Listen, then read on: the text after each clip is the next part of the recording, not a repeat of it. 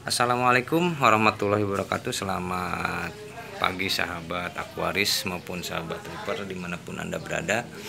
Semoga semuanya dalam keadaan sehat walafiat, selalu diberikan kelancaran dalam segala urusannya, dan selalu diberikan rezeki yang berlimpah, amin ya Allah ya Rabbal alamin. Baik sahabat, hari ini 31 Maret 2026 bertepatan dengan Hari Raya Idul Fitri 1446 Hijriah. Untuk itu saya mengucapkan selamat Hari Raya Idul Fitri. Mohon maaf lahir batin apabila ada kata-kata yang tidak berkenan, sikap saya yang tidak berkenan, ataupun postingan video di channel saya yang tidak berkenan. Baik sahabat, kali ini saya akan review tentang cara mengukur kualitas air melalui tingkat kejernihan air dan partikel yang ada di dalam air. Nah, sebelumnya saya akan perlihatkan dulu hasil baca saya ya, dari rangkuman daripada AI Google, dimana Google itu merupakan rangkuman daripada postingan berupa jurnal penelitian ataupun teori-teori yang terposting di Google ya sahabat. Nah, jadi untuk mempermudah saja nanti saya akan bacakan dulu lebih awal ya, supaya mengerti maksudnya dari teori-teori yang ada nih sahabat. Ini kita lihat sahabat satu, karena saya itu tadi ada mengukur tingkat kejernihan air. Nah, ini kita lihat tingkat kejernihan air itu adalah ukuran seberapa jauh cahaya dapat menembus air. Tingkat kejernihan air berbanding terbalik dengan tingkat kekeruhan air. Artinya semakin jernih cahaya semakin menembus, dan semakin keruh cahaya itu tidak akan menembus ya, sangat sulit menembus air. Berarti di sini kita harus menggunakan cahaya ya. Nah, di sini yang direkomendasikan itu adalah cahaya matahari langsung. Ini saya ambil yang ini saja ya, yang penting-pentingnya saja. Nah, ini faktor yang mempengaruhi kekeruhan air ya ataupun kejernihan air adalah partikel padat atau zat yang terlalu di dalam air. Nah, ini selanjutnya seperti itu, bisa dibaca saja biar cepat. Nah, itu ada partikel ya sahabat.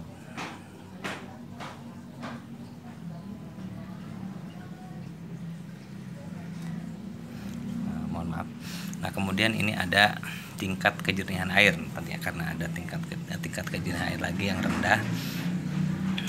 Nah, sebetulnya ini terbalik ya sahabat.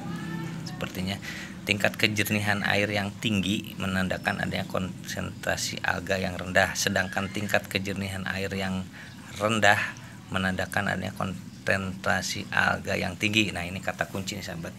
Nah, sementara ini saya ya garis bawah adalah ada partikel. Nah, tadi ada partikel ya. Oke, selanjutnya, nah ini dia tingkat kejernihan air sebanding dengan jumlah partikel tersuspensi di dalamnya. Nah, semakin banyak partikel tersuspensi maka air akan semakin keruh gitu ya. Ya, artinya semakin jernih, semakin sedikit partikel maka air semakin jernih. Nah, ini yang saya garis bawahi juga dari partikel ini. Nah, ada salah satu yang tersuspensi adalah alga ya. Nah, ini alga, boleh lihat alga nih. Nah, ini nanti saya akan jelaskan ya, saya akan simpulkan ya. Ini sudah. Kemudian fosfat nih. Nah, ini ada juga fosfat ya. Jelas tadi ada alga, berarti ada fosfat ya yang tinggi. Fosfat dalam air akuarium dapat menyebabkan pertumbuhan alga dan membatasi pertumbuhan karang tentunya. Nah, itu saja dulu untuk alga, untuk fosfat ya. Nah, ini ada alga hijau ya. Nah, alga hijau di akuarium dapat merusak estetika dan mengkeseimbangan ekosistem. Alga hijau yang berlebihan dapat membahayakan ikan dan tumbuhan lainnya. Nah, ini untuk alga ya.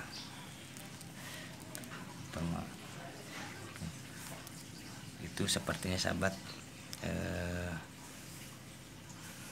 yang bisa saya review dulu ya dari hasil baca saya.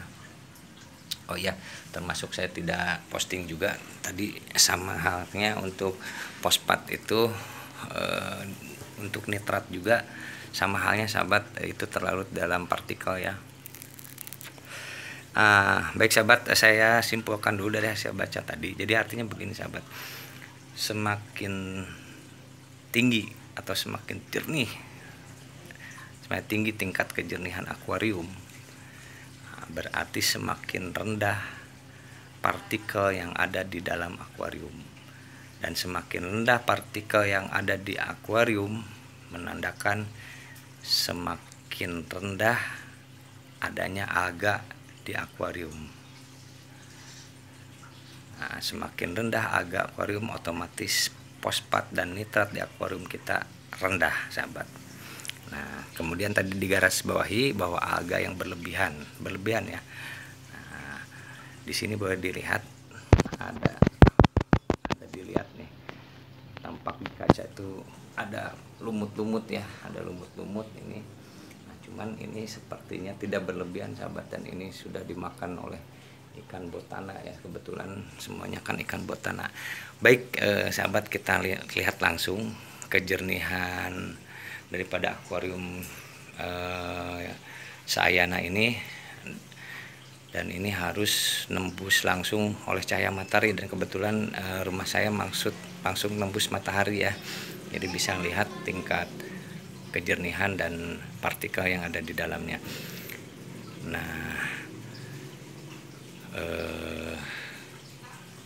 ini ukuran tank, panjangnya 2 meter ya sahabat, 2 meter. Jadi kita lihat langsung seperti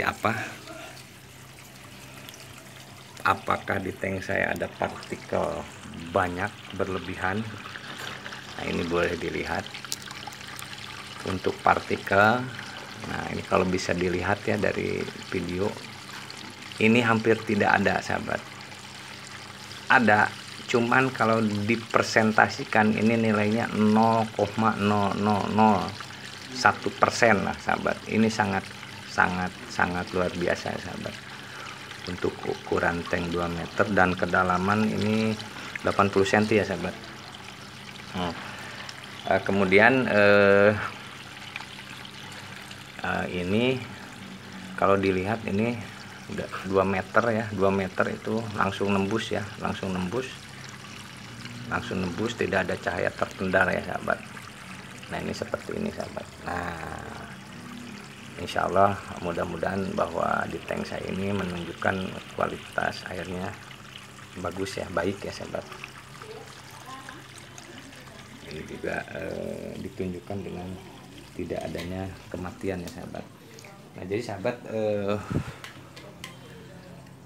selain itu saya akan buktikan dulu ya dari untuk kepadatan yang terlarut ini melalui alat ini ya, kita sering pakai ya, adalah TDS ya. Nah, kemudian ada juga kita pH meter, kita ukur supaya ini bisa membuktikan ya kualitas air yang ada di tank ini. Nah, ini kita nyalakan, dan ini posisinya ada di 0 ya. Baik sahabat, kita masukkan berapa tingkat kepadatan air yang terlarut di sini.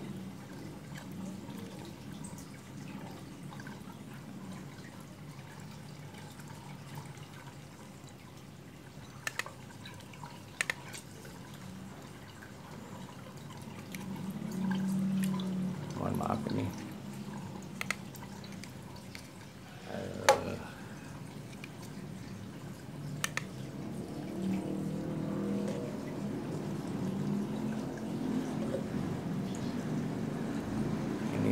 boleh dilihat, aduh tidak terlihat ya maksudnya sahabat, coba saya pindah posisi.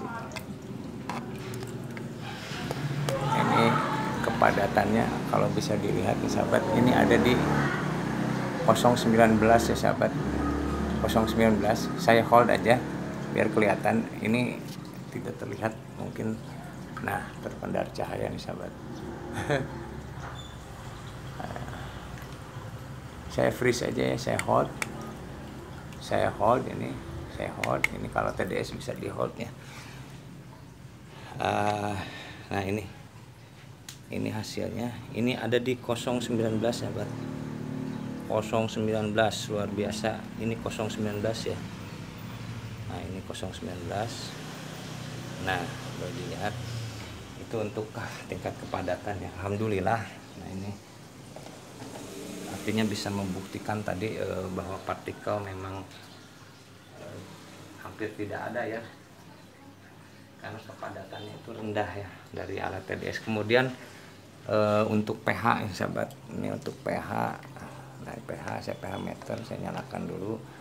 Nah, untuk pH meter nanti jangan lupa untuk standar awalnya ini kalau udah dilakukan tera ya, ini harus ada di 14,0 ya sahabat.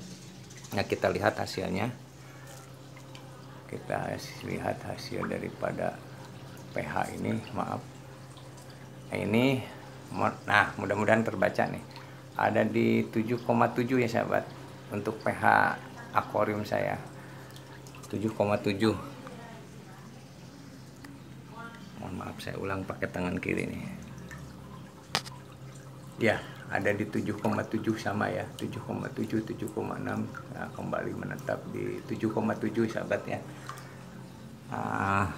Sementara standar pH itu adalah 6,5 sampai 8,5. Jadi alhamdulillah ini ada kaitannya sahabat ya dengan alat yang seadanya. Dari TDS itu menunjukkan memang kepadatannya rendah. Dari pH ya itu jelas sudah sesuai ya, pH air yang bisa layak untuk makhluk hidup lah ya dikonsumsi. Nah itu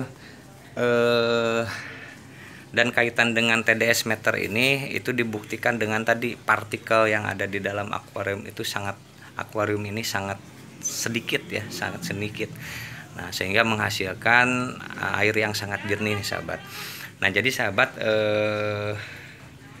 dari sini kita bisa melihat dari kasat mata yang saya tadi perlihatkan, dari kasat mata semakin rendah partikel yang ada di dalam air ini. Nah, partikel itu kalau kita di rumah ada yang nyapu, kemudian itu tersorot sinar matahari, itu banyak yang berterbangan ya sahabat. Nah itu seperti itu percis partikel itu ya. Nah itu tadi bisa dilihat partikelnya sangat rendah ya, partikel sangat rendah. Kemudian dengan partikel yang rendah ini kita bisa menilai bahwa kadar nitrat dan fosfat yang ada di akuarium ini itu pasti sangat rendah. Nah, sesuai teori tadi ya, dan sehingga alganya pun sangat rendah. Dan ini menunjukkan bahwa kualitas air kita itu baik ya, ditunjang dengan tadi pH meter yang kita masukkan ya. Nah mungkin begitu sahabat tujuan daripada postingan saya kali ini, untuk menilai secara kasat mata kadar nitrat fosfat di dalam akuarium ini, dilihat dari pertumbuhan alga dan dilihat dari partikel yang ada di dalam air gitu. Jadi seperti itu kesimpulannya sahabat. Nah ini mohon maaf karena saya tidak menggunakan alat test kit ya, karena kita metodenya apa adanya, tank ini apa adanya, seadanya, bahkan tidak menggunakan dosing. Ini hanya benar-benar pure mengganti air setiap minggu 10 sampai 20% ya sahabat. Nah dan kesimpulan ini saya ambil dari hasil rangkuman iGoogle tadi. Jadi saya juga tidak berani ya mengeluarkan pendapat tatkala tidak ada dasarnya gitu.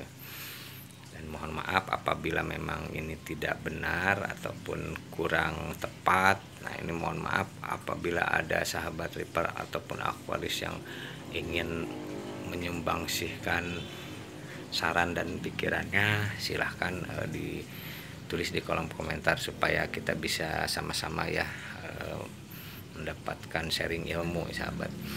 Nah, itu mungkin sahabat kali ini yang bisa saya sampaikan, semoga bermanfaat. Terima kasih atas perhatiannya. Wabillahi taufiq wal hidayah. Wassalamualaikum warahmatullahi wabarakatuh.